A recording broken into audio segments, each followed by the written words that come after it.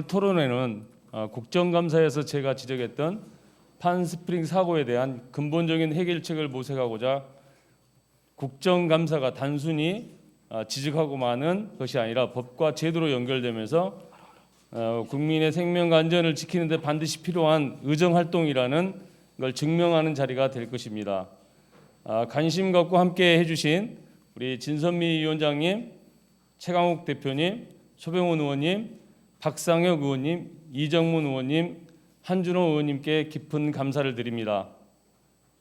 특히 발제를 맡아주신 박경록 차장님, 좌장을 맡아주신 윤영한 교수님, 국토교통부 김정희 과장님, 한국도로공사 임종택 팀장님, 이종학 경찰청 교통조사계장님, 오태석 교통안전공단 차장님께도 감사드립니다.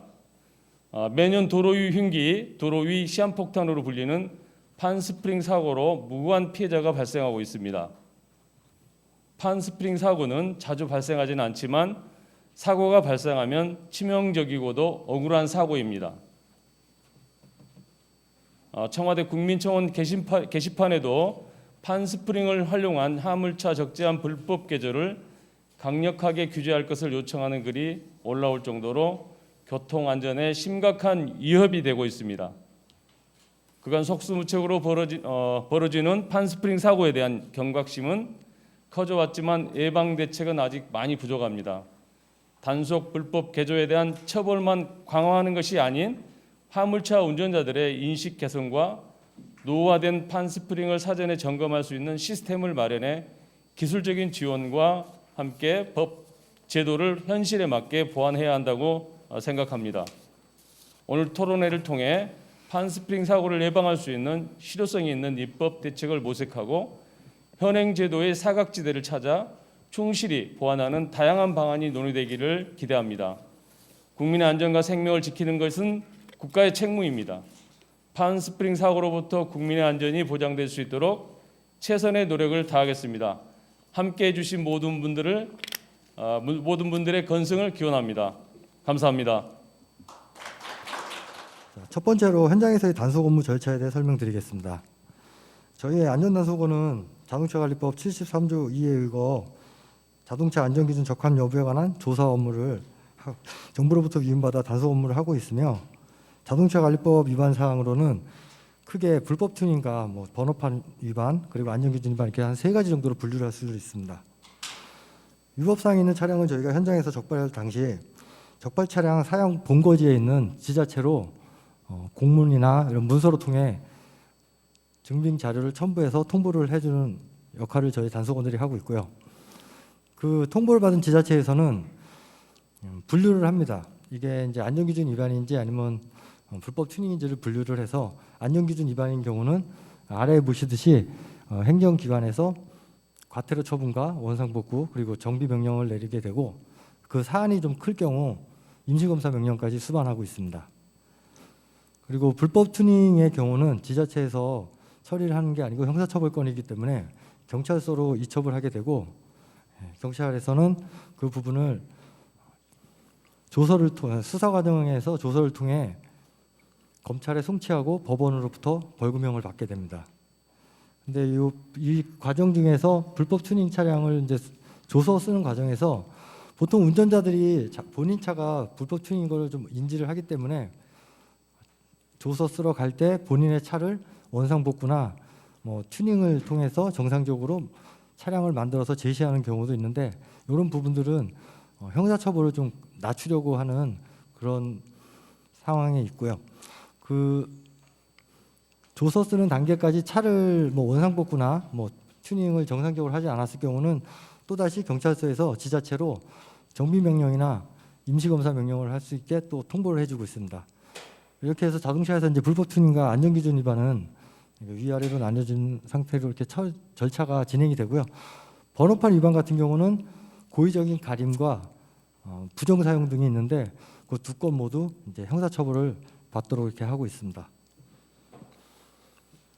두 번째로 불법 판스프링의 장착에 대한 이제 판단 기준입니다. 적합하게 이제 튜닝한 차와 이제 불법으로 운행하고 있는 차를 비교해서 보여드리겠습니다.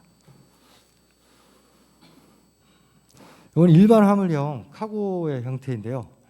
운행 중에 떨어질 우려가 없도록 한 개소 이상 일단 견고히 고정을 하고 추가로 하나의 부위를 또 고정을 하는 형식으로 카고형에서는 탈부착식은 승인을 불허하고 있습니다. 그리고 옆면 각각에는 10개소 그리고 뒷면에는 2개소 이하로 개수를 제한하고 있고요. 적재함 높이는 그 지지대 높이는 적재함 높이 이내로만 설치 가능하도록 해주고 있습니다. 그리고 평판 트레일러에 스프링을 이제 판스프링 지지대를 사용하기 위한 튜닝의 세부 기준입니다. 보통 이제 평판 트레일러 같은 경우는 판스프링보다는 꼬지대를 통한 각파이프를 많이 사용하고 있는데요. 지지대는 진동 충격에 의해 빠지지 않도록 잠금 장치가 필히 있어야 되고 카고형과 다르게 형태는 일체형과 가변형, 분리형 이렇게 세 가지로 분류하고 있습니다. 그러니까 일체형 같은 경우는 카고형과 마찬가지로 한 개소가 견고하게 부착된 상태에서 장착이 되는 방식이고 가변형은 90도로다가 이제 꺾여서 장착이 되는 상태입니다. 화물을 적재할 때는 다시 90도를 세우고 적재하기 전에는 이제 눕히는 상태의 가변형이고요. 분리형 같은 경우는 아예 이제 지지대를 뺐다 꼽았다 할 수 있는 그런 형태입니다. 지지대 외형은 예리하지 않고 뭐 각기거나 인체에 상해가 가지 않을 정도의 그 외형을 갖춰야 되고 꼬지집은 지지대와 마찬가지로 철 재질로 튼튼히 만들어져야 합니다. 그리고 이 튜닝을 받기 위한 세부 기준은 저희 튜닝 세부 업무 매뉴얼에서 규정하고 있고 공단 사이버 검사소에서는 운전자들의 튜닝 편의를 위해 도면과 상세한 자료 등을 제공해주고 있습니다. 이 부분이 이제 판스프링입니다. 그리고 이쪽 사진에도 보시면 이렇게 장착을 하고 있습니다. 이제 꼬지대 비슷하게 작은 공간에 꽂혀 있다 보니까 저희 이제 충격이나 그런 거에서 이탈할 위험성이 많습니다. 이제 평판 트레일러 경우인데요. 이 부분이 이제 꼬지대가 되고 이제 각 파이프를 이렇게 꽂아서 다니기도 합니다. 그 후부에도 이렇게 사각 파이프를 설치하고 다니고 있습니다. 이거 현장에서 이제 실제 저희가 이제 적발하면서 단속한 사례의 사진입니다. 평판 트레일러에서 또 다른 또 편법이 나오는 부분들도 있습니다. 지금 꼬지대만 지지대를 설치하는 부분이 아니고 이렇게 하나의 또 다른 별도의 꼬지대를 확장형을 만들어서 또 하나 끼우게 됩니다. 또 하나 끼우게 되면은 기존에 요 부분에 장착됐던 지지대가 얘가 이쪽에 확장을 시키면서 바깥쪽으로 나갑니다. 지지대가. 그러면 요 공간만큼 좀 더 적재물을 옆으로 확장을 시킬 수가 있습니다. 그래서 평판 트레일러 같은 경우 저희가 자동차 관리법에서 너비가 2,500을 넘어가지 못하게 되어 있습니다. 재원이. 특례에 의해서만 허용을 더 넓히는 걸 허용을 해주고 있는데 일반 트레일러 같은 경우가 보통 2,480, 2,500에 근접해서 다 생산이 되고 있습니다. 옆으로 이렇게 하나의 확장형 꼬지대를 더 설치하게 되면은 2차 너비는 거의 2,800을 넘어갑니다. 그렇게 되다 보면은 이제 너비도 많이 넓어져서 또 다른 위험성도 있습니다. 이 부분은 이제 재활용 수집 차량입니다. 저희가 통상 방통차라고 하는데 유압 크레인이 설치된 카고형 차에 난간대가 높이 설치된 차량을 저희가 재활용 수집 차량이라고 합니다. 재활용 수집 차량에서도 이 적재함이 오래돼서 이게 배가 부르다 보니까 판스프링을 측면에 설치를 하고 또 옆에도 얘는 이제 적재함 문짝이 없이 통으로 올라가 있는 재활용 수집 차량이고 옆에 거는 이제 카고형 적재함을 둔 상태에서 위로 올라가 있는 좀 약간은 다른 유형의 재활용 수집 차량입니다. 판스프링을 보시면은 이게 보통 어느 정도의 곡선을 가지고 있는데 보시면은 좀 심하게 많이 꺾어놨습니다. 그러니까 요 닿이는 부분에서 좀 더 큰 하중을 빨리 버티라고 이렇게 꺾어놓은 것 같은데 이렇게 변형을 주게 되면 이 부분이 크랙이 나서 파괴가 될 가능성이 더 높아집니다. 그러니까 충격이나 갑작스러운 충격을 받았을 때 이런 데가 더 이게 끊어지는 현상도 나올 수가 있습니다.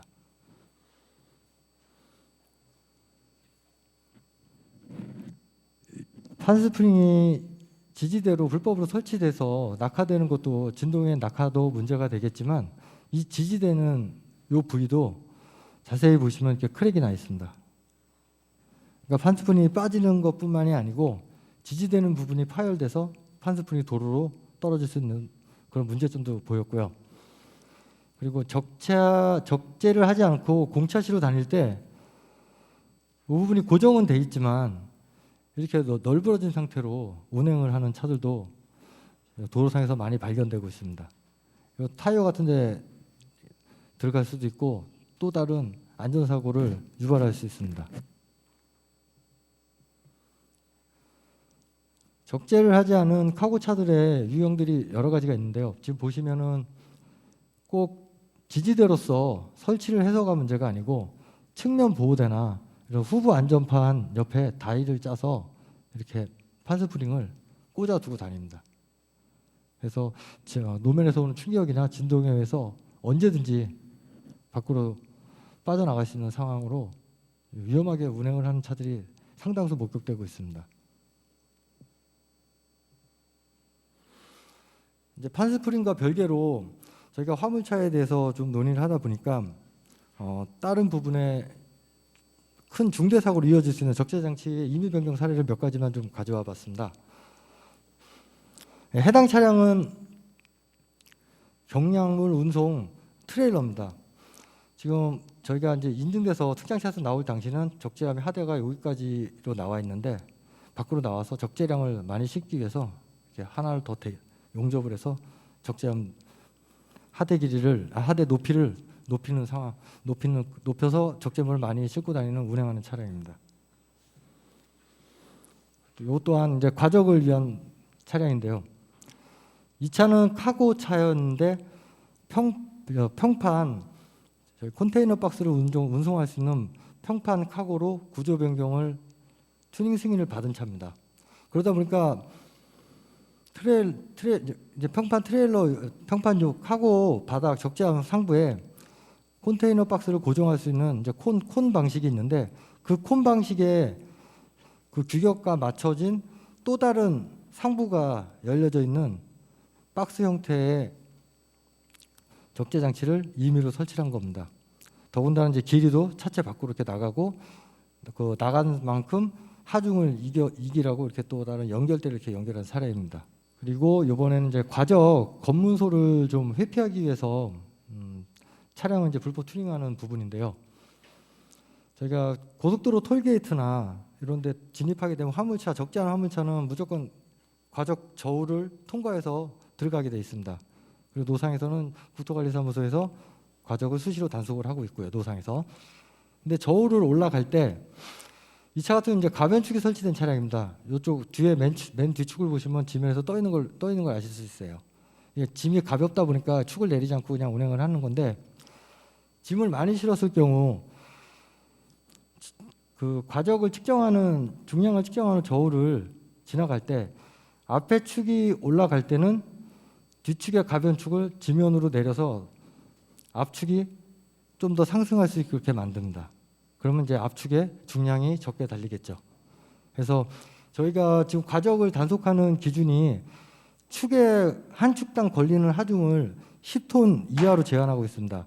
그러면 이 차가 5톤 차인데 여기에 적재량을 5톤이 아닌 10톤을 실었다 하더라도 이쪽 축에 걸리는 거를 줄일 수가 있고 가변축을 조작을 해서 그리고 뒤축이 저울 위에 올라갈 때는 살짝 위로 들어줍니다. 그래서 10톤이 축중 10톤이 넘어가지 않도록 이렇게 조작을 하는데 예전에는 이 스위치들이 차 안에 이렇게 실내에 설치가 됐었습니다.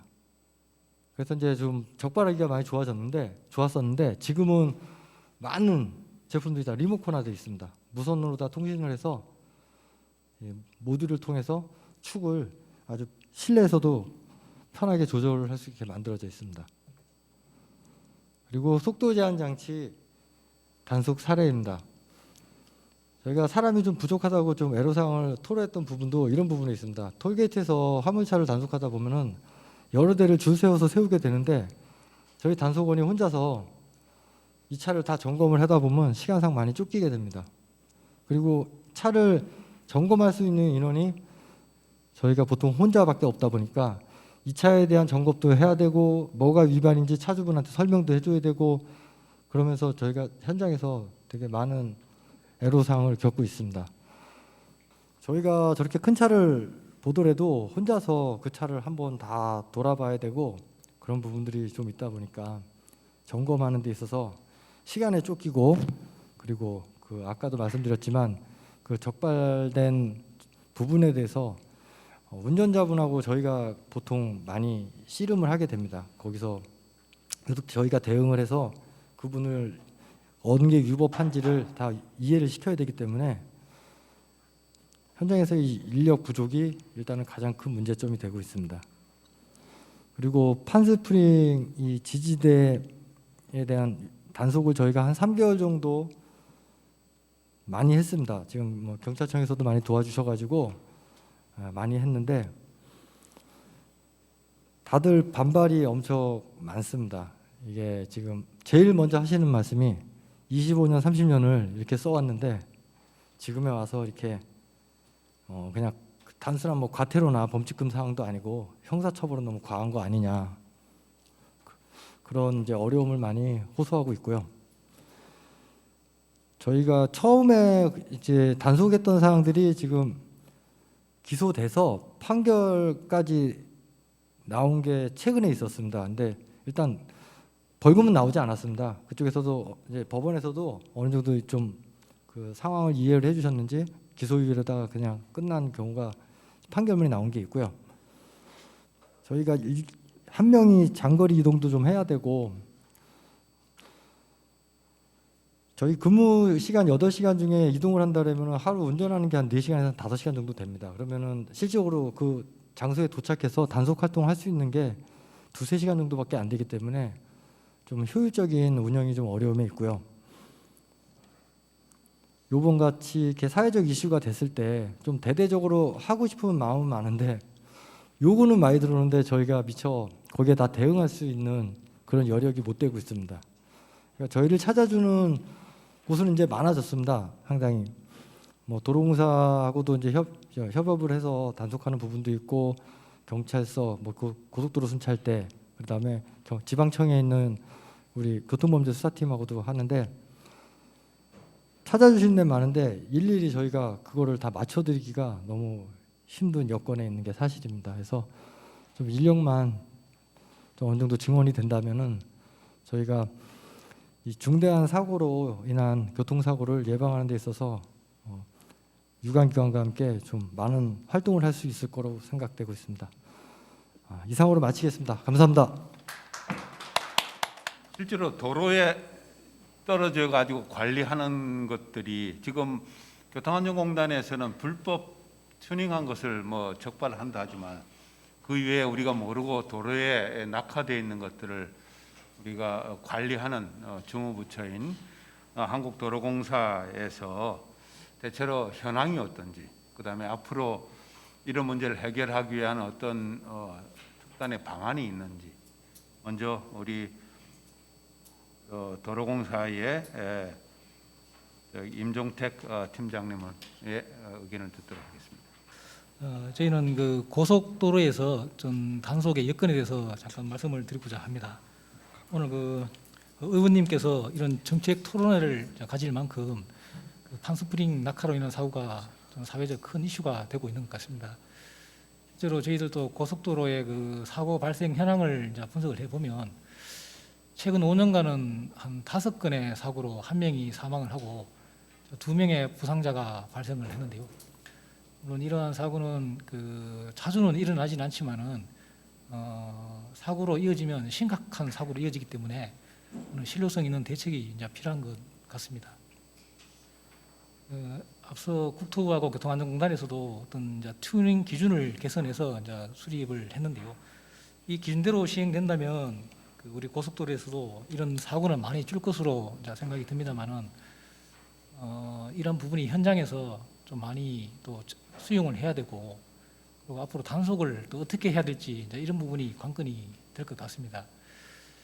저희 고속도로 같은 경우에는 고속도로 톨게이트 입구에서 단속을 하면 가장 좋은 방법인데요. 최근에는 그 이 화물차들이 그 하이패스 차로를 또 많이 이용을 하고 있고, 우리 도공은 또 도로 관리 기관이다 보니까 단속 권한이 없습니다. 그러다 보니 좀 단속에 한계가 많은 게 현실입니다. 그리고 저희들은 그 고속도로 사고 처리라든지 이런 교통안전 관리를 하기 위해서 안전순찰팀을 운영을 하고 있는데, 이분들 또한 단속 권한이 없다 보니 현실적으로 좀 어려운 부분이 많습니다. 그래서 지금 현재 이 상황에서 좀 단속할 수 있는 방안은 고속도로 톨게이트 입구나 우리 휴게소에서 단속 권한이 있는 경찰이나 지자체와 합동 단속을 정례화하는 방법이 이제 최선의 방법이라 생각을 하고요. 저희들이 내년에 한번 좀 시행해 보려고 하는 좀 개선 의견이 있어서 한 가지 말씀을 좀 드리고자 합니다. 저희들이 작년 5월부터 안전 순찰 업무 도중에 자동차 안전 기준 위반 차량을 발견하게 되면 그 안전 신문고 앱을 통해서 지금 적극 신고를 하고 있습니다.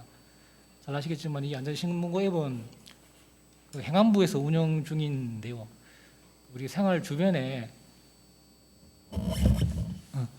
어떤 위험 요소가 있으면 그 사진을 촬영해서 신고를 할 수 있도록 이제 구축한 시스템인데, 고속도로를 이제 운행하시다 보면 화물차 후부 반사지를 부착하지 않은 차량이라든지 후미등이 고장난 차량, 또 후부 안전판이 훼손된 차량, 이런 차량들도 많은데 이런 차량을 어떻게 저희들이 신고를 할까 고민을 하다가 마침 이 앱을 알게 돼가지고 행안부와 협의를 했습니다. 행안부 협의가 잘 돼서 지금 이런 차량들은 저희들이 계속 신고를 지금 하고 있는데요. 예전에는 저희들이 한 건도 신고를 못 하다가 최근에는 한 달에 한 60건 이상 지금 신고를 하고 있습니다. 그래서 이 판스프링과 같은 이제 이것도 마찬가지로 튜닝 기준이 위반된 게 있으면 어떤 이 신문고 앱을 통해서 신고를 할 수 있는지를 한번 좀 행안부하고 또 교통안전공단과 저희들이 한번 협의를 해 보려고 합니다. 이게 사진을 촬영해서 이제 신고를 하다 보니까 육안으로 정확하게 저희들이 식별이 가능해야 되고 또 나름대로 기준이 좀 정립이 돼야 되는데, 아까 제가 의원님실에서 육안으로 이제 식별이 가능하냐 좀 여쭤봤을 때 대부분 가능하다고 하시더라고요. 그렇게 되면 이 신문고 앱을 통해서 저희들이 신고할 수 있는 그런 좋은 계기가 될 것으로 예상을 합니다. 먼저 이 불법 개조, 불법 튜닝 중에서 특별히 최근에 우리 문진석 의원님께서 국토부 국정감사 때 이거 판스프링 들고 나오신 영상이나 다 저도 봤고요. 개인적으로 저도 경찰 입문 초기에 강원도에서 근무를 했었는데 그때 태풍 루산가가 왔었는데 그때 이제 비상 소집을 하러 가는 길에 물길을 바로 앞에 물길이 져서 뒤로 후진을, 그때 이제 스틱이었는데 후진하면서 돌아서 나오는 과정에서 케이블 TV 하는 이 요만큼 두꺼운 이게 있습니다. 그게 보조속도로 들어와서 운전석도로 치어 맞힌 경우가 있어서 저도 사실 이 판스프링이나 이런 불법 개조로 인한 위험성을 몸소 체험을 했기 때문에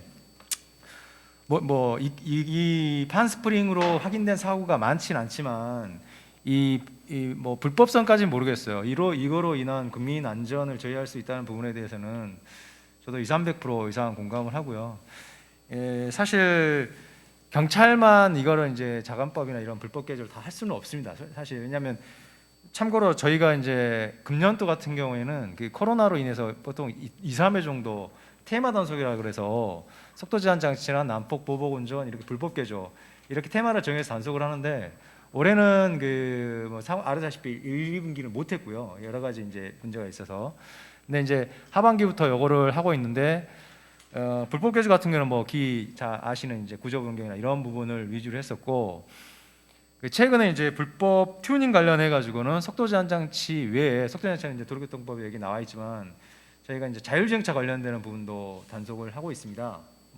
내용을 혹시 아시는지 모르겠지만 미국에 있는 모사의 오토파일럿 기능이 있고, 오토파일럿 외에도 오토파일과 우리 국내 산업 제조차 관련해서 오토파일과 유사한 기능 부르는 이름이 되게 다양합니다. 뭐 HDA 방식 다양한데 최근에 점점 더 이제 자율주행 단계에 맞춰가지고 그 부분에 대해서 하는 부분이 있는데 최근에 이제 우리 경북청에서 우리 운전자들 포함해가지고 거의 한 4~5천 명 정도 입건을 한 사례가 있고요.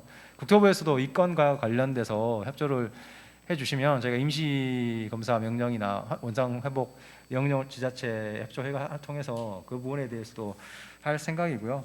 근데 이제 저희도 이제 요 실질적으로는 교통조사관들, 교통범죄 수사관들이 이걸 하는데 현실적으로는 이 건과 관련돼서는 고속도로에서 많이 발생을 하고 있기 때문에 현실적으로는 저희 그 고속도로 순찰 대원들 그리고 우리 한국도로공사, 한국교통안전공단 그리고 국토부랑 같이 이제 이런 부분에 대한 불법 튜닝 여부 그리고 여기를 어떤 식으로 우리가 유형을 분류해가 단속할 건지에 대해서 사실 기관과 협의를 해야 될 부분이고요. 저는 사실 다소 늦었다고 생각이 됩니다. 제 개인적으로는요. 여러 가지 불법이죠. 경찰이 모든 걸 할 수는 없습니다. 사실 또 우리 의원님들 또 행정부 내에서도 알려주시는 또 여러 가지 불법 행위에 대해서 저희 우선순위를 해서 이제 인력을 투입해야 되니까 아까 도로공사나 교통공단 안전원께서도 말씀하셨지만 어쨌든 정책 수행을 위해서는 우선순위를 좀 할 수밖에 없는 부분이기 때문에 저희가 여태껏 뭐 터치하지 못했던 부분에 대해서는 좀 아쉽게 생각하고요. 의원님께서도 그 좋은 정책 제안을 해주신 만큼 저희가 특별히 11월부터는 이 건에 대해서도 테마 단속 항목에 넣어서 단속을 하고 있습니다. 지금 한 1000건까지는 안 되고요. 한 767건 지금 11월 2일부터 금주 월요일까지 767건을 단속을 했고 또 중간에 뭐 여기 아까 국토부 과장님도 계시기 때문에 그 내용은 말씀드리지 않겠습니다. 제가 일부 여러 가지 이제 이익 단체라고 하나 이제 그런 부분에 대한 의견이 있어서 일부 단속 지침을 조금 변경해가지고 하고 있습니다. 뭐 나름 또 화물차주들의 이런 이게 있기 때문에 대신 저희 경찰에서는 그 국민들의 불법에 국민들의 안전과 직결된 이런 사안에 대해서 최대한 저희 그 인적 물적 이걸 해서 할 생각이고요. 뭐 이게 위험하다는 부분 다 알고 계실 텐데 최근에도 한번 있었습니다. 이번 9월 18일 날그 중부고속도로 안성 부근에서 판스프링이 날아들어가지고 그 벤츠 차량 동승했던 그 뭐 여성분께서 머리가 두개골이 골절돼가지고 헬기로 수송된 경우가 있었는데 요거는 다행히 저희가 이제 여러 가지 그 CCTV나 이런 그 고속도로 관할하는 국토부에 협조를 해가지고 바로 다음날 검거를 했습니다. 근데 대부분의 경우에는 찾기 힘든 경우가 많고요. 이제 아까 의원님이 아까 그러니까 말씀하셨던 것 중에 18년도에 뭐 이렇게 뭐 신혼부부 요거 있었는데 요거는 거의 3달이 걸렸어요. 3달이. 왜냐하면 너무나 많은 차량들이 지나갔고 그 당시에는 이제 이런 부분에 대한 경각심에 적은 상태라서 저희가 TF 팀까지 구성을 해가지고 거의 100일 넘게 수사를 해가지고 검거를 하긴 했는데 정말 단안한 과정이었고요. 사전에 저희 경찰청에서는 사전에 그런 부분에 대한 모니터링이나 필터링이 됐으면 하는 게 개인적인 바람이고 또 화물차들도 아까 저도 그것까지 생각을 못했는데 화물차 업주들의 그런 요즘 최근에 영세한 그런 부분까지 감안하면 적절한 좀 그 사전에 준수할 수 있도록 법을 준수할 수 있도록 하는 것도 뭐 저희야 뭐 당연히 단속을 해야 되는 부분이지만 사전에 어느 정도 국민들 공감대 형성된 상태에서 그런 부분이 있어야 될 거라고 생각이 되고요. 추가로 이제 현장 단속 시에 좀 저희 고순대나 교통조사관들의 현장에서 약간 좀 중복되긴 하지만 그래도 말씀을 드리겠습니다. 일단은 좀 전에 말씀드렸다시피 단속 대상자들이 대부분 이제 고철 이런 화물을 운반하는 영세 생계형 우리 운전자들이기 때문에 저희가 이제 사실 국정감사랑 단속하기 기간까지 사실 한 달 뭐 정도밖에 안 되거든요. 그러다 보니 충분한 이제 유예나 홍보 기간을 두지 않아서 현장 직원들이 좀 단속에 상당히 어려움을 겪고 있다라는 얘기를 했고요. 이제 아까 또 중복되긴 하죠. 말씀드린 판스프링이 부착된 차량을 여태까지 정부 부처에서 몰랐냐 이겁니다. 그냥 날 것을 말씀을 드리면 그동안 묵시적으로 인정하고 있다가 별다른 조치를 하고 있지 않다가 유독 가뜩이나 어려운 이런 상황에서 근본적인 대안도 없이 이렇게 단속하는 거는 국민들의 어떤 생존권이나 이런 부분에 대해서 조금 그렇다라는 의견이 있고요. 이제 그건 단속 당하는 분들 입장이고요. 저희 경찰관들 입장에서는 사실 뭐 우리 국토부에서도 뭐 몇 가지 유형을 알려주시고 하긴 하셨지만 솔직히 경찰관들이 무슨 자동차 여기에 대한 전문가들도 아니고 그냥 사실 술 먹으면 단속하는 거고 경찰관은 묘면은 단속하고 여러 나쁘면 단속하는 건데 솔직히 기술적인 면이 있어요. 솔직히 애로사항이 있습니다. 그 부분에 대해서 이제 튜닝 승인 여부나 이런 부분 유형에 대해서 좀 더 명확하게 알려주셨으면 좋겠고 저희가 이제 이렇게도 들어오지만 현장도 들어오지만 국민신문고 이런 식으로 해가지고 온라인으로 들어온 경우가 있거든요. 근데 문제는 이게 기준에도 나와 있지만 옆에 몇 개, 뒤에 몇 개 이런 식으로 나와 있거나 단지 그분들 사진 하나 찍어서 보내는 거죠. 뒤에서 이렇게 찍어가지고 그러면 그거 가지고만 하긴 힘들지만 결국에는 그 부분을 뭐 정부기관이 하면 경찰만 욕을 먹는 그런 상황이라서 그런 부분에 대해서도 조금 대안이 있어야 되지 않을까라는 생각이 들고요. 이건 뭐 이건 좀 기술적인 문제라고 해야 되나? 제가 AC를 들자면 속도 제한 장치가 16년도에부터 단속이 시작돼서 17년, 18년도 좀 이게 속도 제한 장치가 뭐냐면 뭐 아시겠지만 차량이 화물차나 이런 차 같은 경우에는 속도가 그 110이면 110, 130, 그 이상 못 내게 돼 있습니다. 아예 기름 공급이 안 되게끔 이런 방식으로 하고 있는데 그거 했을 때 이제 한국교통공단에서 이걸 확인할 수 있는 꽂으면 확인할 수 있는 단말기를 제공해서 같이 합동 단속하는 그런 방법을 사용을 했었거든요. 이 튜닝 그리고 판스프링에 대해서도 차량 검색 단말기를 한번 제공해 주시면 어떨까라는 건의를 한번 드리고 싶고요. 그리고 아까 계속 말씀드려왔지만 불법 튜닝에 해당하는 스프링 설치 사례 유형 처벌 근거 이런 부분에 대해서 단속 관련 매뉴얼을 좀 이렇게 좀 더 지금 뭐 우리 화물연대인가요? 이쪽하고 협의한 결과를 반영해가지고 그 부분에 대해서 좀 매뉴얼을 해주셨으면 좋겠고 뭐 저희 건은 아닌 것 같지만 이 건과 관련돼서 좀 전문적으로 할 수 있는 상시 단속 인원 보강도 필요하다고 생각됩니다. 그리고 마지막으로 아까 발표 내용에 있는 것 같은데요. 과적과 같이 단순히 사람만 언제까지 저희가 지금 첨단화되고 뭐 이런데 사람만 단속한다 해야 된다는 그런 거는 좀 저희가 좀 지양을 해야 될 것 같고요. 과적 단속 카메라 같이 영상 촬영을 통해서 무인 단속할 수 있는 그런 시스템 혹은 아까 말씀드린 필터링 시스템 중에서 정기 검사 항목에 그걸 넣는다든가 이런 식으로 해가지고 사전에 뭐 단속만이 다는 아니지 않습니까? 화물차 업주들이 사전에 이런 거는 미리 할 수 있도록 내가 해야 되겠다. 예를 들어서 유형이 전혀 다르다고 여러 가지가 있지만 그 업주들 입장에서는 자기가 하다 보면 자기가 자주 운전하는 대상이 정해지거든요. 그러면 거기에 맞춰서 할 수 있게끔 융통성 있게 검사 항목에 추가하는 건 어떨까라는 의견입니다. 네. 지난번 국정감사에서 의원님께서 토론회를 제안해 주시고 오늘 이제 전체 토론회를 자리를 마련해 주셨습니다. 덕분에 또 그 판스프링 관련해서 이슈화되다 보니까 저희들 안전단속원에 대한 뭐 관심도 상당히 높아져서 막 정부 부처에서도 그렇고 또 국회에서도 그렇고 저희들을 도와주시려고 하시는 그런 게 많이 있어요. 저희들도 좀 힘듭니다만 참 저희들은 또 지금까지 해왔던 일이 또 이렇게 인정을 받고 있구나 하는 점에서 좀 뜻깊은 면도 있습니다. 저는 오늘 그 자동차 관리법 제73조 2에 규정된 안전단속원이 저희 부처에서 저희들 운영을 하고 있습니다. 그래서 운영 현황 위주로 해서 말씀드리겠습니다.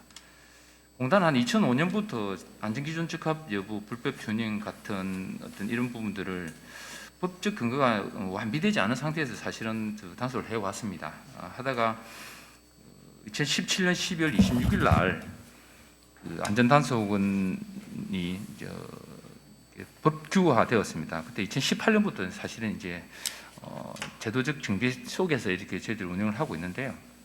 앞에 우리 안전단속원이 발표한 내용에서도 확인하셨듯이 그 단속을 하는 현장에서는 뭐 야외에서 하다 보니까 이런저런 환경적인 외부 요인 이런 것들 때문에 상당히 어려움이 많습니다. 더불어 단속된 뭐 소유자의 민원 또는 항의 이런 것을 통해로 해서 단속원들이 사실은 어떻게 보면 뭐 정신적으로도 힘들 때가 많이 있습니다. 집요하게 이렇게 단속을 왜 했냐 이렇게 계속 전화를 하고 뭐 이런 식으로 항의를 하고 있습니다.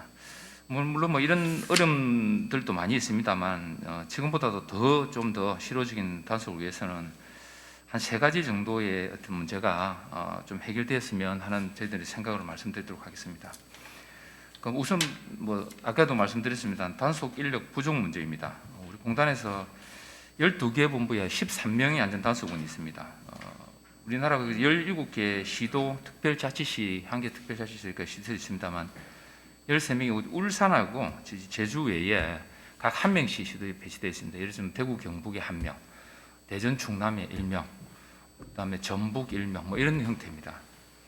그렇게 13명의 인력만으로 전국 불법 단속을 하다 보니까 이 관련 기관에서 저희들한테 합동 단속 요청이 상당히 많이 들어오고 있습니다. 이게 이제 불법 자동차 단속은 뭐 경찰도 하고 있고 지자체도 하고는 있습니다만 이 전문적인 단속을 위해서 저희들 단속원을 요청하고 있는 상태입니다. 사실 자동차의 구조나 장치나 또 어떤 전자적인 이런 시스템을 충분히 이해해야만 사실 단속이 제대로 될 수가 있습니다. 실제적인 어떤 실효적인 단속을 위해서 우리 안전단속원이 가지 않으면 실제적인 단속은 사실상 그렇게 쉽지는 않은 상태인 것 같습니다. 특히 요즘에 어린이 통학번수, 합동 점검, 하절기에 또 이륜차 소음 때문에 야간에 이렇게 또 단속을 요청을 저희들이 경찰청에서도 그렇고 지자체에서도 많이 오고 있습니다만 이런 때문에 아까 우리 박경록 차장도 이야기했다시피 이렇게 제대로 이렇게 적응을 해줄 수 없는 상태에 있습니다. 그리고 우리 안전단속원의 어떤 그 필요성은 계속 늘어나고 있다고 보시면 되겠습니다.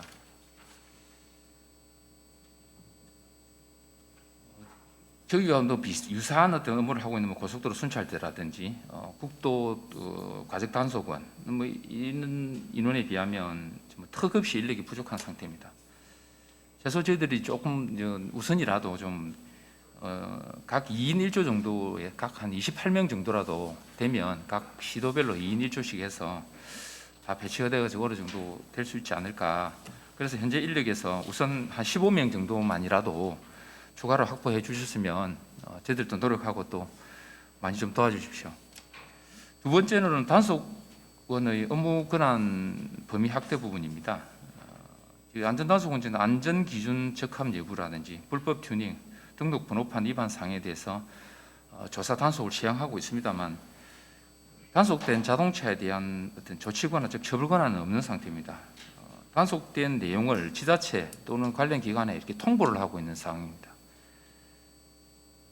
따라서 저희들한테 처분 권한이라든지 이런 것들이 시간도 많이 소요될 부분들도 있을 거고, 그러면 우선 저희들이 원상복구나 임시검사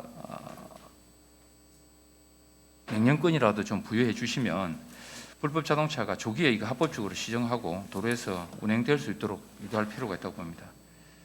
임시검사 조치는 비교적 오랜 시간이나 절차가 필요한 행정처벌이나 형사처벌보다는 짧은 시간 내에 불법 사항을 개선해서 안전 운행을 유도하는 본연의 목적이 쉽게 달성할 수 있다고 봅니다. 즉 처분 목적보다는 원상복구를 빠르게 할 수 있는 어떤 이런 방법이지 않나 싶습니다. 세 번째로는 앞서 말씀드린 두 가지 방법을 해결하기 위해서는 제도적 어떤 정비와 지원 확대 부분입니다. 업무 권한 확대와 함께 우리 안전단속원 운영에 필요한 예산 등을 정부에서 지원해 줄 수 있는 법적 근거를 마련한다면 향후 불법 자동차 건절을 위한 연구 노력이 지속될 수 있도록 될 것이라고 봅니다. 저희들이 13명 운영하고 있다고 말씀드렸습니다만 13명의 그 운영 경비, 그다음에 인건비 이렇게 하면 한 연간 한 15억 원 정도 예산이 소요되고 있습니다. 근데 이 정부에서 출연금으로 나오는 건 한 8,500만 원 정도입니다. 즉 전체 소요액이 한 5% 정도 이제 이렇게 하고, 나머지는 저희들이 자체 예산을 편성해서 지금 현재 운영을 하고 있습니다. 끝으로 우리 공단은 적재함에 사용되고 있는 지금 현재 있는 판스프링에 대한 관리 강화, 즉 새로운 튜닝 기준을 마련해서 법적 테두리 내에서 합법적으로 튜닝을 할 수 있도록 마련하는 것과 동시에 또 지금 현재 완충 장치로 쓰이는 판스프링도 있습니다. 그런 부분에 대해서는 자동차 검사 시에 엄격한 기준으로 또 관리해 나가도록 할 것입니다. 마지막으로 제가 말씀드린 이런 정부 차원의 노력도 있어야 되겠습니다만 화물자동차 업계의 스스로 노력도 있어야 되고, 특히나 운전자 의식 개선, 또 홍보 강화 이런 것들이 다 어우러져야만 즉 모든 주체가 이렇게 함께 노력을 해야만 이런 문제들이 빨리 개선될 수 있을 것이라고 보입니다. 이상 발표를 마치겠습니다. 오늘 토론 주제가 이제 처음에 시작은 의원님께서 이제 이 판스프링을 지적을 해 주셔서 시작이 됐는데, 사실 오늘 그 판스프링뿐만 아니라 판스프링 문제가 사실 나온 원인이 불법 튜닝의 문제와 그리고 그 불법 튜닝된 부품이 떨어져서 생기는 사고로 인한 문제이기 때문에, 사실은 불법 튜닝의 영역도 얘기를 하고, 그리고 또 말씀하신 적재물 관리, 낙하물에 대한 얘기까지 오늘 여러분들이 다양하게 얘기를 해주신 것 같습니다. 그래서 근데 저희는 이제 그 자동차 일단 기본적으로 안전을 책임지는 자동차 정책가의 입장에서 일단 좀 말씀을 좀 드리고요. 그리고 그 나머지 지금 그것과 불관하게 또 말씀드린 아까 화물 적재라든지 이런 부분에 대한 얘기들을 조금 드리고자 합니다.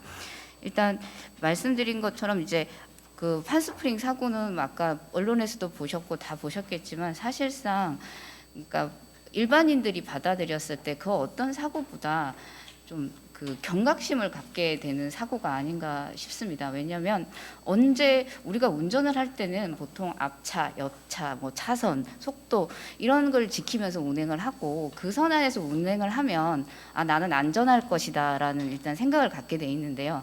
앞차에 화물차도 없었고 아무것도 없었는데 어느 날 갑자기 뭔가 날아와서 나의 차에서 내 생명을 위협한다라는 그 자체가 일단 사건의 건수와 무관하게 대단히 중요한 문제고, 그래서 그런 문제에 대해서 의원님께서 이렇게 한번 한계를 시켜주셔서 모든 화물차 운전자 그리고 모든 국민들이 관심을 갖게 된 게 저희로서는 되게 좀 좋은 계기다. 뭐 안타까운 마음이 더 크지만, 그로 인해서 다치신 분들은 안타깝지만 일단 관심을 가지고 우리가 같이 고민을 하게 된 것만 해도 일단은 큰 저희는 효과가 있었다라고 보여지고요. 그리고 저희가 처음에 이 문제를 접했을 때는 사실 뭐 말씀하시다시피 자동차 저희 과는 주로 이제 리콜이라든지 튜닝 뭐 이런 문제를 하다 보니 이 문제를 접근했을 때 그럼 이게 뭐가 문제였을까라고 했을 때 이제 원인을 그때 저희가 교통안전공단하고 같이 고민을 한 게, 결국 첫 번째는 이런 부착물을 원래는 허가를 받고 해야 되는데 허가받지 않은 부착물을 붙인 것 자체가 일단은 잘못됐다. 그리고 두 번째는 또 이 부착물을 부착하는 경우도 있지만, 말씀하신 저 판스프링이라는 거는 완충 장치거든요. 이 무게를 지탱해주고 바퀴 노면과. 근데 저 부분이 이제 그 검사를 하더라도 이런 부분들을 살펴야 되는데, 자체적으로 탈락하는 부분들을 좀 살폈어야 되는데 그 부분이 조금 미진했다. 그리고 그 판스프링이 떨어졌을 때 이제 문제가 일어날 수 있는데 그 부분에 대한 이제 조치들이 없었다라는 부분들이 저희가 고민을 해서, 첫 번째는 일단은 이게 불법적인 걸 달고 다니면 안 되겠다라는 생각이 들어서, 사실은 그 9월 25일 날 저희가 그 국민청원도 올라오고 그 공단이랑 모여서 이제 회의를 하고 저희 내부적으로 이걸 어떻게 할 건가를 하고, 일단은 이 부분이 이 화물 운송에 있어서 아주 필수적인 부분은 아니고 다른 걸로 대체가 가능하다. 왜냐하면 끈이나 노끈이나 이제 결박이나 이런 부분들을 지지할 수 있는 다른 부분들이 있다라고 얘기를 하셔서, 이제 그러면 저희가 일단 단속을 하는 게 좋겠다 해서 지자체와 그런 공단에다가 단속 요청을 했었었고요. 그리고 경찰청에도요.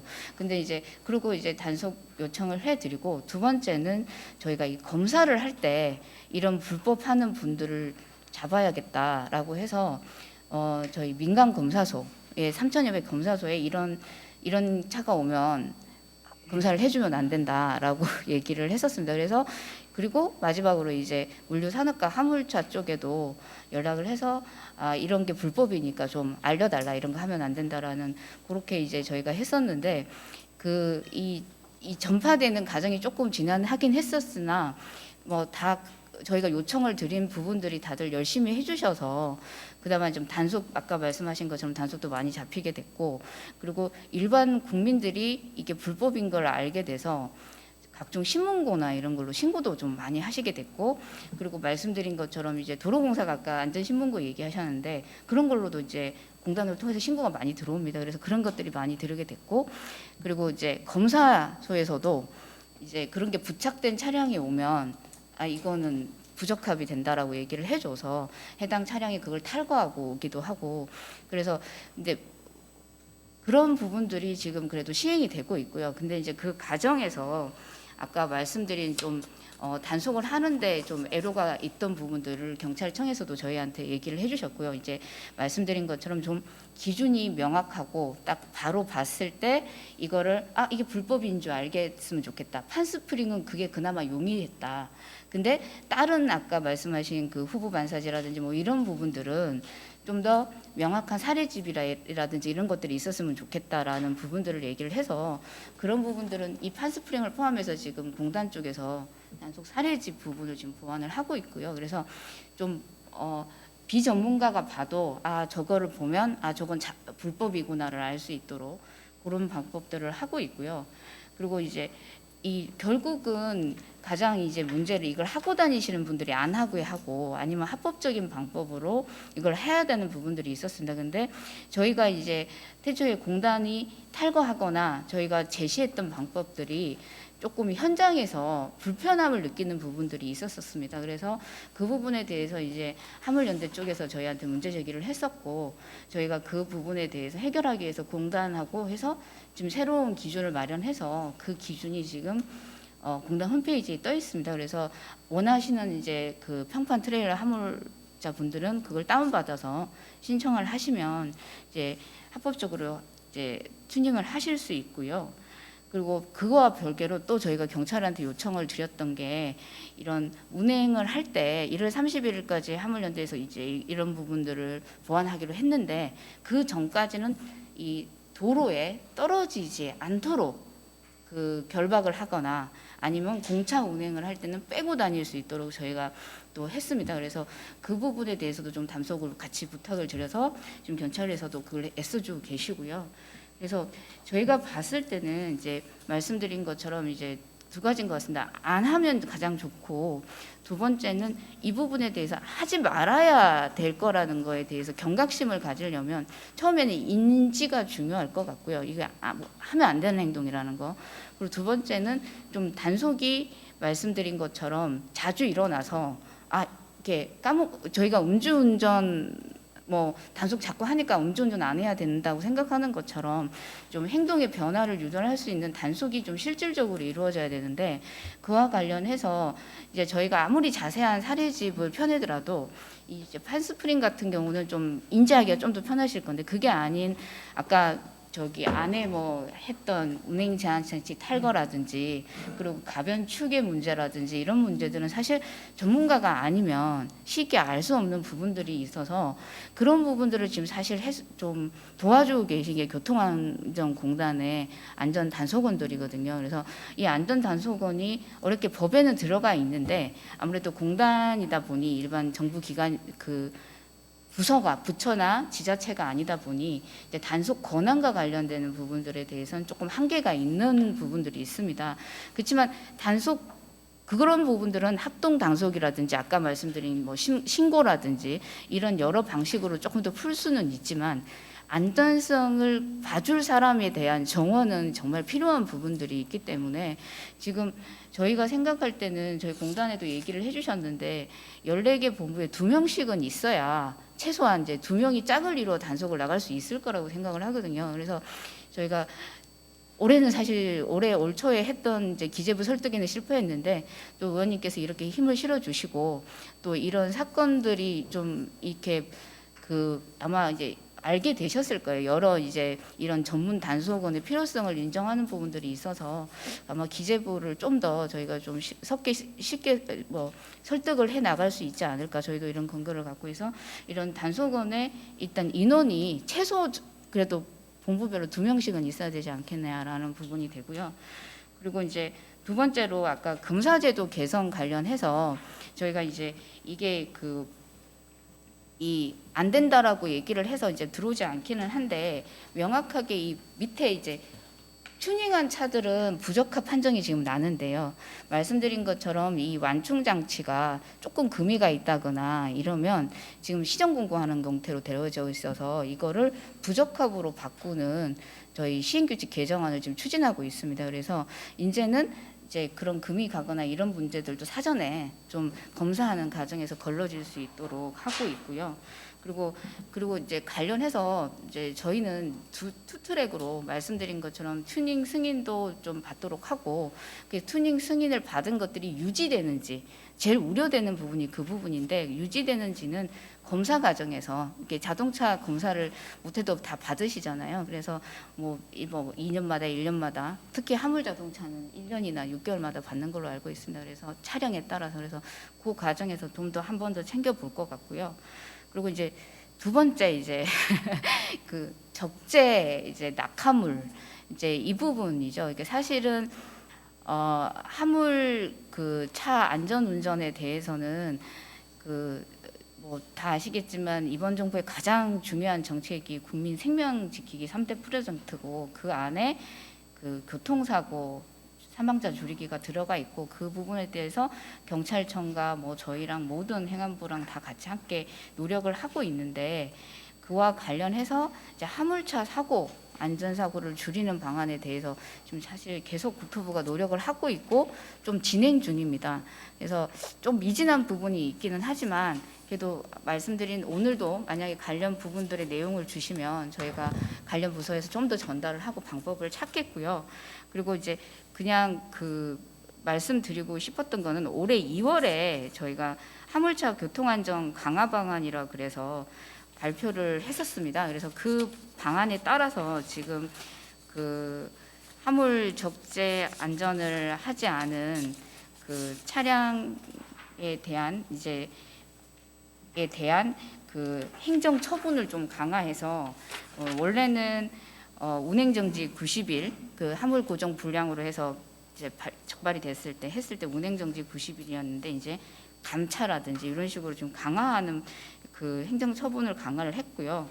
그리고 아까 말씀드린 이제 단속 정보 공유도 추진하고 있는 걸로 알고 있습니다. 그래서 경찰에서 이 적재 불량 적발 정보를 가가지고 그 지자체에 통보를 해서 지자체가 이 화물법에 따라서 이제 운행 정지라든지 이런 부분도 병가할 수 있도록 그런 방법도 지금 추진하고 있는 걸로 알고 있습니다. 그래서 단속도 중요하고, 그에 따른 처분도 중요하고, 또 말씀하신 안전 의식 확산도 중요하게 있기 때문에 지금 이제 국토부에서 아마 그 적재 모범 사례라든지 이런 부분들을 좀 공모를 하고 있는 걸로 알고 있고요.